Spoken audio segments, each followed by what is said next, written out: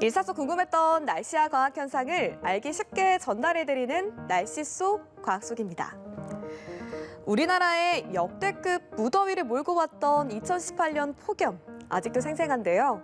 지난해에는 온열 질환자가 2,800여 명이나 발생했습니다. 지난 4월은 41년 만에 가장 더운 달로 기록되기도 했죠.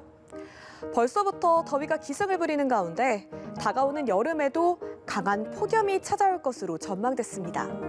이유는 뜨거운 바다 때문입니다. 전 세계 해수면 온도는 21도 수준으로 관측 사상 최고치를 나타내고 있는데요. 우리나라의 여름철 날씨는 열대 서태평양과 인도양, 열대 대서양의 해수면 온도에 영향을 받습니다. 열대 서태평양 해수면 온도가 올라가면 따뜻한 공기가 상승하는 대류 활동이 늘어납니다. 이로 인해 저기압성 순환이 생기는데요. 마치 풍선 한쪽을 누르면 다른 한쪽이 부풀듯 저기압 옆에는 따뜻한 고기압이 발달하고요. 이 고기압이 우리나라에 영향을 주면서 맑은 날이 이어지고 기온이 오르는 겁니다.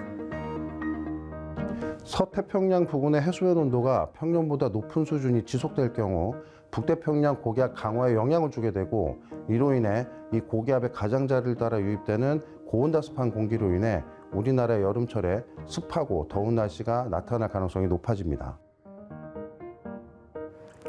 지난 여름 남부지방을 강타한 집중호우로 장마철 누적 강수량은 역대 1위를 기록했는데요. 올여름 비도 더 많이 내릴 것으로 보입니다. 인도양의 해수면 온도가 올라가면 마찬가지로 대류 활동이 늘어나고 남아시아 지역의 고기압을 발달시키는데요. 이 고기압에서 발생한 하강기류는 북태평양 고기압을 확장합니다.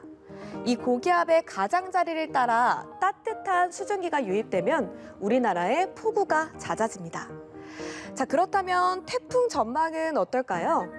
기상청은 우리나라에 영향을 줄 태풍이 2.5개 정도 발생하거나 더 적을 것으로 예측했는데요. 이 북태평양 고기압의 가장자리가 어디에 놓이는지가 중요합니다. 이에 따라 태풍이 북상하다가 중국 남부로 이동하거나 대만에서 방향을 바꿔 일본으로 향할 수 있는 거죠.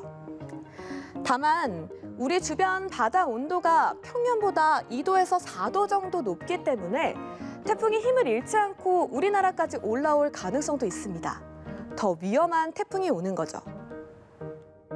해수온도 같은 경우에 작년 3월부터 지금까지 매달 월 평균 기온이 세계 기록을 갱신하고 있습니다. 태풍이 진행해 오는 그 경로를 따른 그 해수온도는 역대 최고급이 되는 거죠. 그렇게 되면은 태풍의 에너지원이 수증기 증발이 많이 발생하게 되는 것이고 더 강력한 태풍이 만들어질 수밖에 없습니다.